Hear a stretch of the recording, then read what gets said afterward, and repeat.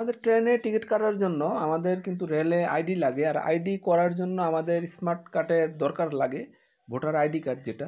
তো আমাদের অনেকেই কিন্তু স্মার্ট কার্ড বা ভোটার আইডি কার্ডটা থাকে না। তো আজকে আমি আপনাদের দেখাবো যে কীভাবে আপনার যদি স্মার্ট কার্ড নাও থাকে তাও আপনি জন্ম নিবন্ধন দিয়ে কিন্তু আপনি রেলসেবার আইডিটা আপনি করে নিতে পারেন। তো সেটা আমি দেখাচ্ছি। তো এর জন্য আমাদের প্রথমেই সেবা অ্যাপটা ডাউনলোড করে নিতে হবে। তো আমরা প্লে স্টোর থেকে আমরা রেলসেবা অ্যাপটা ডাউনলোড করে নেব। তো দেখুন, ডাউনলোড করার পর আমরা এই রেলসেবা অ্যাপটা এই যে চালু করব। দেখুন, আমি রেলসেবা অ্যাপটা চালু করলাম। তো চালু করার পর এখানে দেখুন, এখানে মোবাইল নাম্বার এবং পাসওয়ার্ড দেওয়ার জন্য বলছে। তো যেহেতু আমাদের আইডি নাই, তার জন্য আমাদের নতুন করে একটা আইডি খুলতে হবে রেলসেবা অ্যাপে। তো প্রথমে দেখুন, আমরা এখানে নিচে যে রেজিস্টার এখানে ক্লিক করব।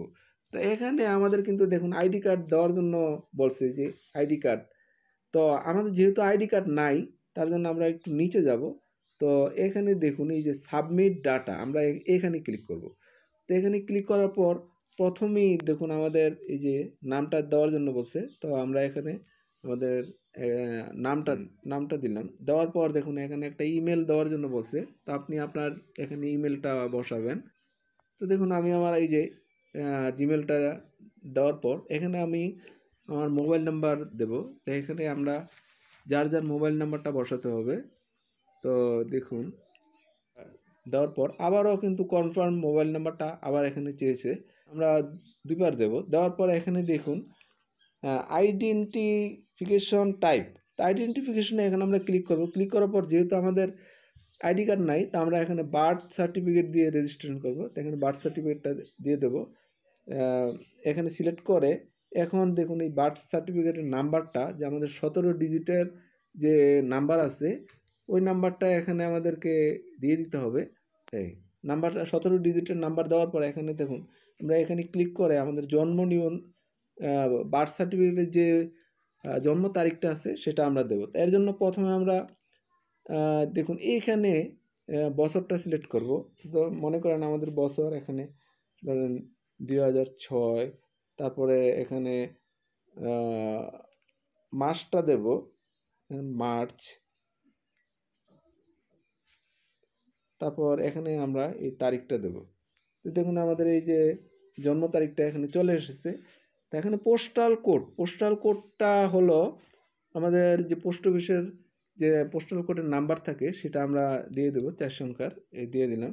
তারপরে অ্যাড্রেস, এখানে আপনার সংক্ষিপ্তভাবে অ্যাড্রেসটা লিখবেন। আমি আমার অ্যাড্রেসটা দিয়ে দিতেছি। তো দেখুন আমি আমার অ্যাড্রেসটা এখানে দিয়ে দিলাম। তো এখানে পাসওয়ার্ডটা এখানে আপনি আপনার পাসওয়ার্ডটা দিবেন। তো এখানে দেখুন পাসওয়ার্ডটা আবারও দেওয়ার জন্য বলছে। তো এখানে আমরা দুইবার পাসওয়ার্ডটা আবার দেব।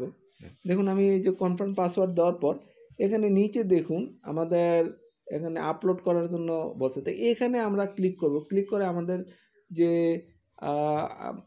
বার্থ সার্টিফিকেটের যে কপিটা আছে ওখানে আপনাকে আগে ক্যামেরা দিয়ে তুলে এখানে আমরা করে দেবো। দেখুন এখানে আমাদের এই বার্থ সার্টিফিকেট চলে এসেছে।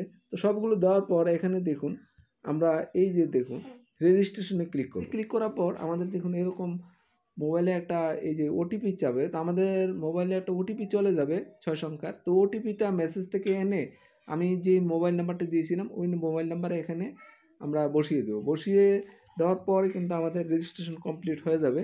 তখন কিন্তু আমরা আমাদের রেলসেবা অ্যাপ দিয়ে আমরা টিকিট ক্রয় করতে পারবো। তো ভিউয়ার্স, দেখো পরবর্তী ভিডিওতে। সে পর্যন্ত সবাই ভালো থাকুন, সুস্থ থাকুন। আল্লাহ হাফেজ।